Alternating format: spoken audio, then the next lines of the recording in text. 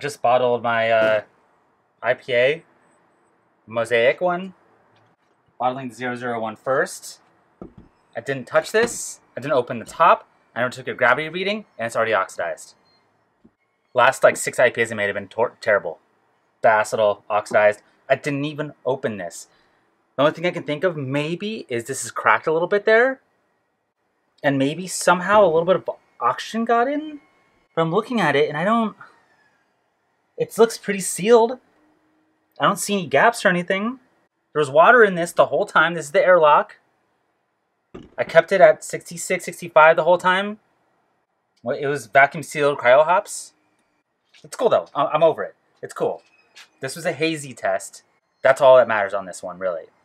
Thankfully, my other one, I haven't tried yet. I was about to say thankfully it's not oxidized. I have no idea. I will keg the other one, and we'll do a hazy test on this. I will obviously do a comparison on taste during the tasting, but this is a hazy test. Let's fast forward 2 weeks from now for me sitting at that table outside. Hazy IPA experiments. Let's compare, shall we? One was bottled. Just poured it just now. You don't know that, but I did. And the one I poured from the keg. The one in the keg had a 1318 London Ale. First of all, can you guess? Can you guess which one is bottled? The one that was bottled is the one that's darker. That's because there was a hole in the side of the jug, and that ended up being oxidized.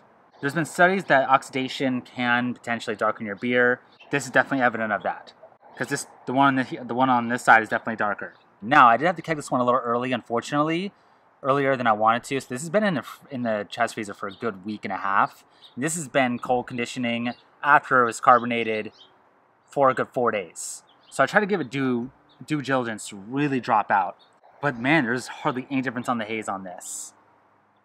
So this 001's a little bit lighter, I'd say, maybe a fraction. Where this one is still pretty cloudy. Now it's not like cloudy like that orange juice junk cloudy. So I do think there might have something to do with the dry hops in that regard, more than even like the flaked oats in parts, in my personal opinion, from what I've read. So that's interesting. But that's still a little cloudy. They're still a little hazy, regardless. So there could be something to do with some adjuncts being put in there along with all of this. So I'll do a quick taste test on this, even though I already know this one's going to taste terrible. Let's taste this one, which I have tasted this one. I brought it to Super Bowl. So I already know. It's really good. Really aromatic, really juicy, really fruity, really delicious. The only knock I give it, it has this waxiness to it, like crayons. And I researched into it, and I couldn't find much about that flavor. Something came up, caprylic acid came up with waxy. But then usually with that is like goat stuff and goaty off, cheesy off flavors, along with just the wax. So I don't know what this is. It's like, literally, it's kind of, when you first pour it, you're like, oh man, it's beautiful nose, beautiful taste. After it sits for about 2-3 minutes, it has this, like I said, waxiness. Like, it tastes like a crayon. Very weird. So I don't know what that is. I don't know if that's just over hopping with the cryo hops. I've never had it in a beer before. The oxidized one. That's oxidized. Ugh. Whew. Those are dump. I'm gonna dump all that. Thank God there's just a gallon of it. Don't ever leave a fermented beer in a fermenter with a hole at the top. It's really bad. It does not go well for beer. So, interesting experiment. I'm excited to see what my next one brings.